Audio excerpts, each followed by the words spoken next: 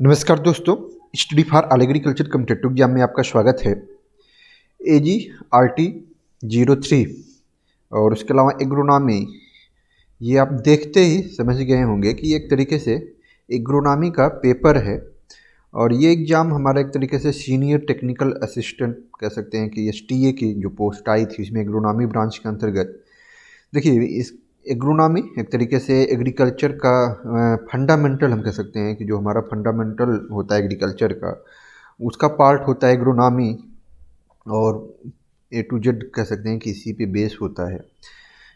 चाहे वो crop production पे ही लगभग, चाहे वो क्रॉप प्रोडक्शन से रिलेटेड वैरायटीज़ का रिसर्च हो या कुछ भी। तो चलिए, हम एग्रोनॉमी का जो पेपर है इसको देख लेते हैं।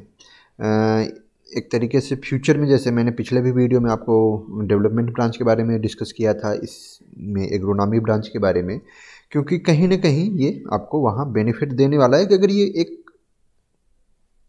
एक तरीके से केवल केवल एग्रोनॉमी सिलेबस में था और एग्रोनॉमी का ही पेपर आना था, तो उस स्थिति में किस तरीके से पेपर आया है। और जब एग्रोनॉमी उस कह सकते हैं कि सिलेबस का, जो PCS या IAS का सिलेबस होता है एक तरीके से, उस सिलेबस का जब एक छोटा सा वो पार्ट होगा तो फिर वहाँ किस तरीके से क्वेश्चन पूछे जा सकते हैं।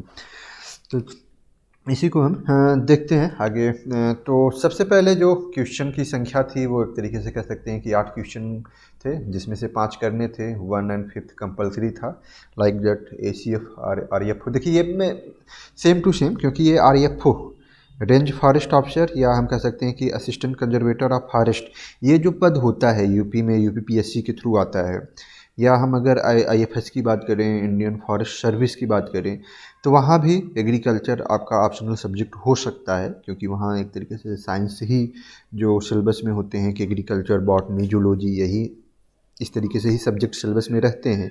और उसकी एलिजिबिलिटी भी, तो एग्रीकल्चर के लिए स्टूडेंट के लिए बड़ा बढ़िया मौका रहता है, RFO के लिए, ACF के लिए, साथ ही साथ एग्रीकल्चर की जो special vacancy district horticulture officer है, या जिला गन्ना अधिकारी हो गए, अदर जो भी हैं। तो चलिए, तो अगर कोई तैयारी करता है तो आने वाले समय में ऐसा एक हो सकता है कि किसी एक ईयर वैकेंसी नहीं आए, लेकिन दूसरे ईयर वैकेंसी आने के चांसेस मैक्सिमम रहते ही हैं। तो सेक्शन A 2 सेक्शनों में बटा हुआ रहता है।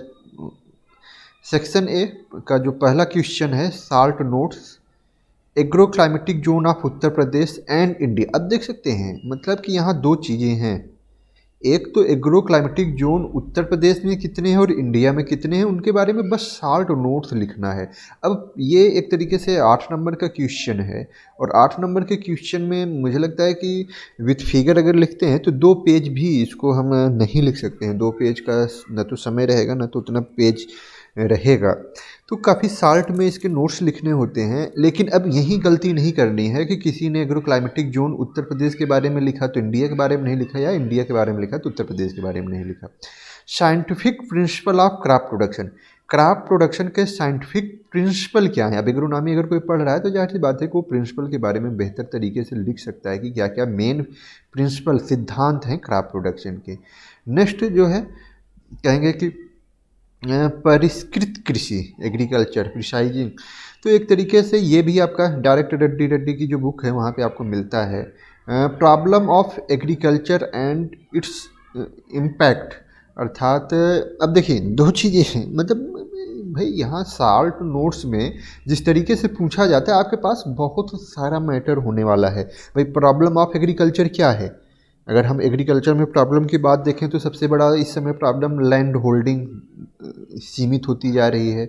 दूसरा, हम लेबर का अवेलेबिलिटी कह सकते हैं, कैपिटल, एक तरीके से इनपुट जो है, सीड है, फर्टिलाइजर्स हैं, इरिगेशन फैसिलिटी, क्योंकि हमारा लैंड भी जो एरिया है, एक तरीके से जो हमारी कल्टीवेबल एरिया है, या वो भी प्रॉब्लमेटिक है। तो ये मार्केटिंग, हम एग्रीकल्चर में सबसे बड़ा प्रॉब्लम तो हम मार्केटिंग को कह सकते हैं कि मार्केटिंग बहुत अच्छी नहीं है। प्रोसेसिंग भाई प्रोसेसिंग की फैसिलिटी एग्रीकल्चर में कंपेयर अदर मतलब वो नहीं है। तो ये क्या है, ये प्रॉब्लम्स हैं। तो अब इनको जितना लिखना है, कहने का मतलब ये 1 पेज 2 पेज 3 पेज में तो आपको लिखना नहीं है कि 3 पेज 4 पेज में लिख के चले आएंगे। मैटर आपके पास जाहिर सी बात है कि नॉलेज है, आपको मालूम है तो लिख सकते हैं कि अगर ये 20 नंबर का क्वेश्चन 40 नंबर का क्वेश्चन को उसने 5 नंबर 8 नंबर में पूछ रखा है।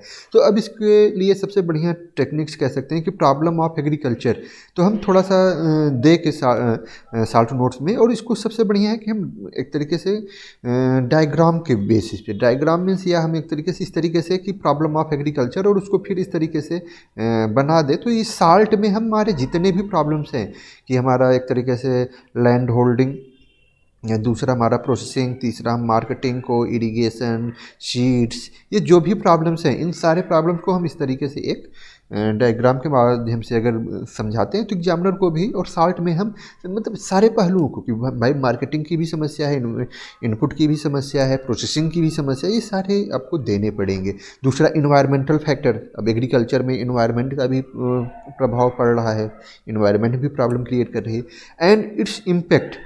अब एग्रीकल्चर का अगर पड़ेगा तो उसका क्या इम्पैक्ट है, अगर एग्रीकल्चर में, तो जाहिर सी बात है कि उससे क्या होगा, हमारा प्रोडक्शन, प्रोडक्टिविटी, क्वालिटी, कह सकते हैं कि हमारा प्रोडक्शन भी कम होगा, प्रोडक्टिविटी भी हमारी रिड्यूस होगी, हमारी क्वालिटी भी एक तरीके से इंसेक्ट पेस्ट नए लग जा रहे हैं जिससे हमारी क्वालिटी भी रिड्यूस हो रही है। तो कह सकते हैं कि ये इम्पैक्ट, तो अब किसी ने केवल प्रॉब्लम ऑफ एग्रीकल्चर लिख दी और इम्पैक्ट को नहीं लिखा, तो उसके तो ऑलरेडी ये 8 नंबर का क्वेश्चन है तो 4 नंबर तो कट गए। तो मैं देखिए, मैं आप सभी को इसीलिए कि एक बेसिक थोड़ा सा गाइड करने की कोशिश कर रहा हूँ कि जो भी हमारे ऐसे स्टूडेंट, हमारे ऐसे जो अभी बीएससी एजी में हैं या एमएससी एजी में हैं और वो फ्यूचर में तैयारी करना चाहते हैं, कि उनका एक मेन फोकस है कि हम एग्रीकल्चर को मेन सब्जेक्ट के रूप में, तो अब यहाँ आपको बहुत ज़्यादा पढ़ने की ज़रूरत नहीं है, एक कॉन्सेप्ट आपका क्लियर है तो आप बहुत अच्छे तरीके से लिख सकते हैं।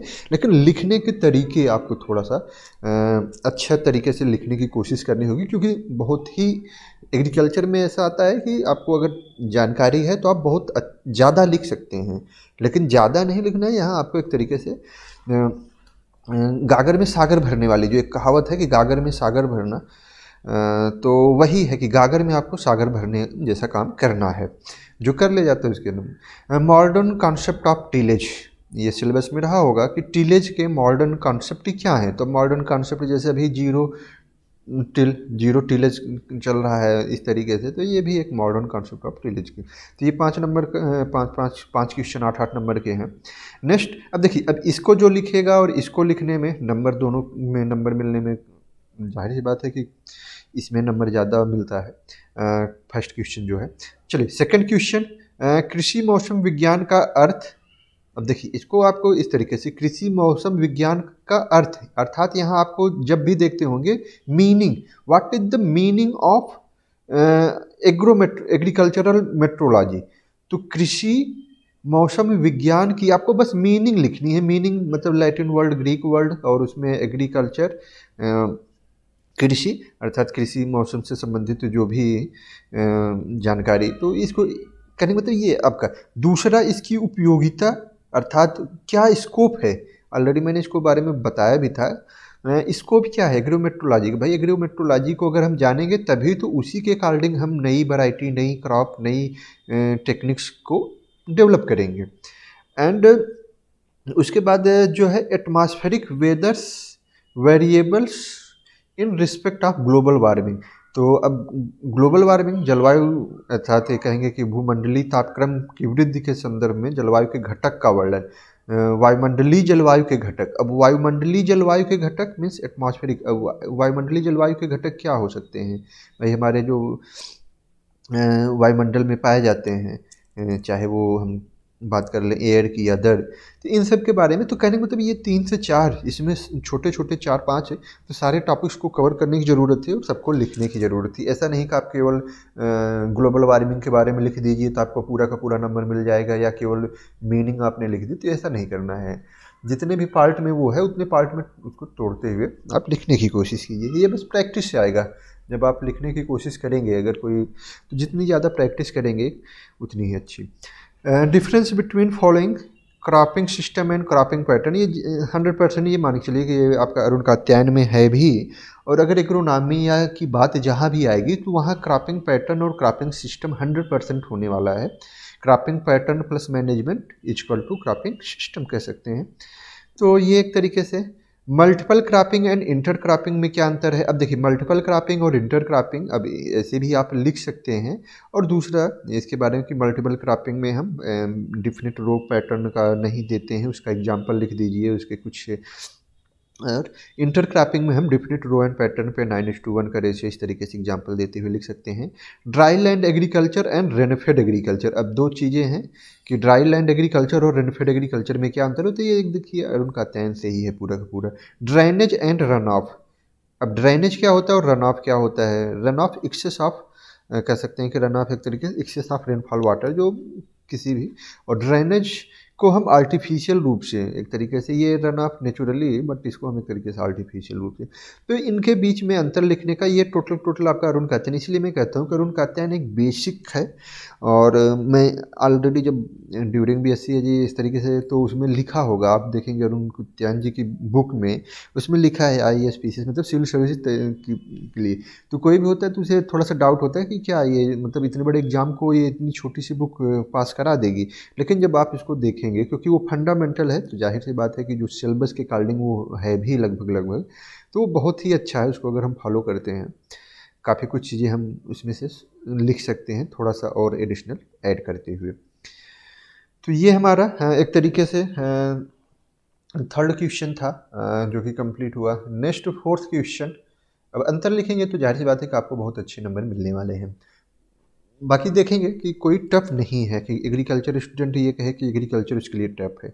वीड बायोलॉजी, अब वीड बायोलॉजी मीन्स वीड कितने प्रकार के होते हैं, मतलब एक तरीके से वीड के जो रूट्स उसके A to Z उसके बारे में हमें बताना है। बैलेंस न्यूट्रिशन, संतुलित पोषक क्या होता है उसके बारे में। वीड कंट्रोल कैसे करेंगे, scope of integrated farming system, already ये वीडियो आप सभी को उपलब्ध। तो ये भी एक अच्छा क्वेश्चन था, कोई इसमें समस्या नहीं रही होगी। जो भी एग्रोनॉमी ब्रांच के रहे होंगे ऑलरेडी आप MSc AG, इसकी एलिजिबिलिटी भी MSc AG थी। तो जाहिर सी बात है कि MSc AG स्टूडेंट के लिए, MSc AG एग्रोनॉमी स्टूडेंट के लिए कोई short notes. Clauses of climate change, climate change के क्या कारण हैं। Concept of plant growth, resource use efficiency of agriculture input, कैसे जो हमारे एग्रीकल्चर इनपुट अर्थात लैंड लेबर कैपिटल जो भी हैं उनको कैसे हम इफ़िशियंसी पूर्वक यूज कर सकें।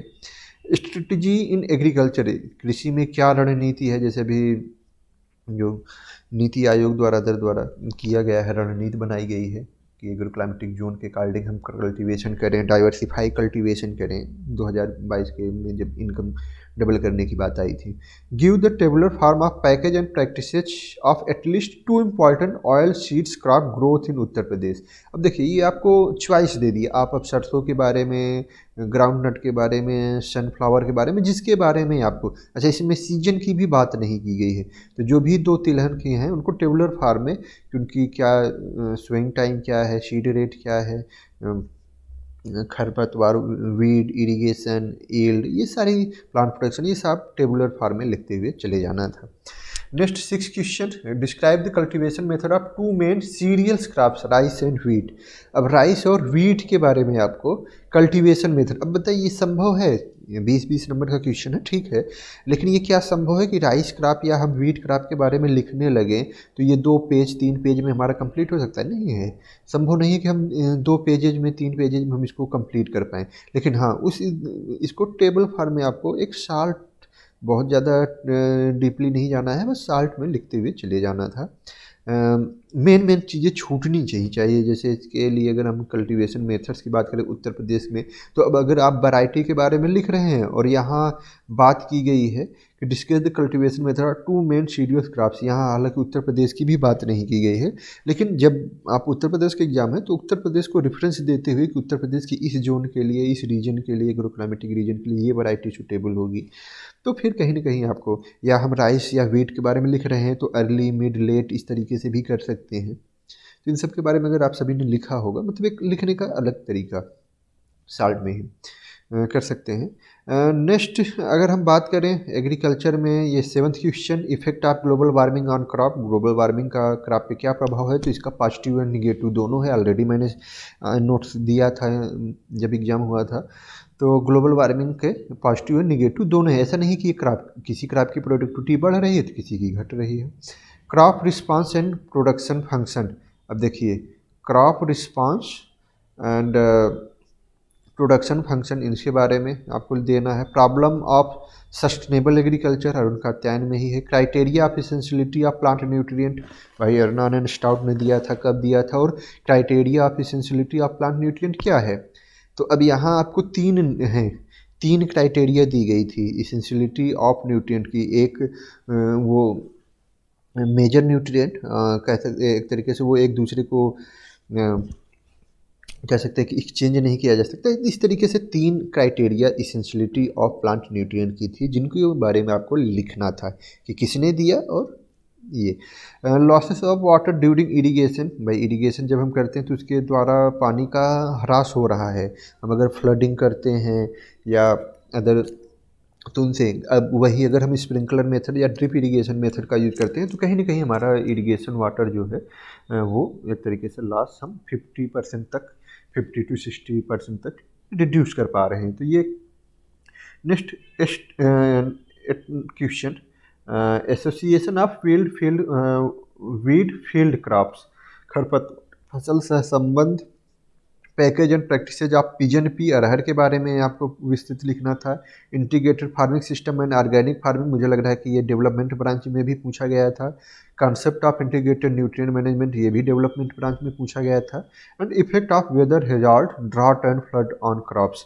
तो भाई वेदर हैजार्ड्स, जो ड्राउट अर्थात जो सूखा या फ्लड मीन्स बाढ़ है, तो ये बाढ़ और जो सूखा है ये कहीं ना कहीं हमारे क्रॉप को प्रभावित करता है और इससे क्रॉप फेल्योर्स होते हैं, तो फसलें प्रभावित होती है। तो ये एक क्वेश्चन थे। तो देखिए, बस इसके बनाने के पीछे एक मूल उद्देश्य यही था कि अगर ये मेन एग्रोनॉमी MSc स्टूडेंट को समझ के ये पेपर बनाया गया और एग्रोनॉमी के ही क्वेश्चन अगर इस तरीके से पूछे गए हैं, तो जब आपके एग्रीकल्चर के क्वेश्चन पूछे जाएंगे तो इससे डीपली नहीं पूछे जाएंगे।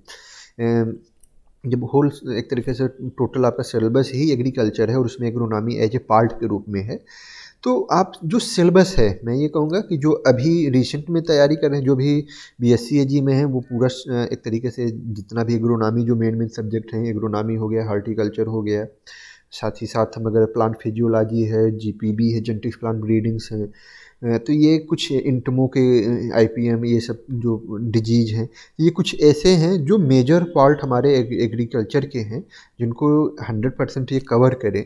और जो अभी एक तरीके से एग्ज़ाम लिख रहे हैं या लिखने वाली कंडीशन में हैं, तो वो कुछ ज़्यादा नहीं, तो ये तो 100% श्योर कर लें कि उनका जो सिलेबस एग्रीकल्चर को उसको 100% कवर कर लें और उसके अकॉर्डिंग नोट्स बना लें।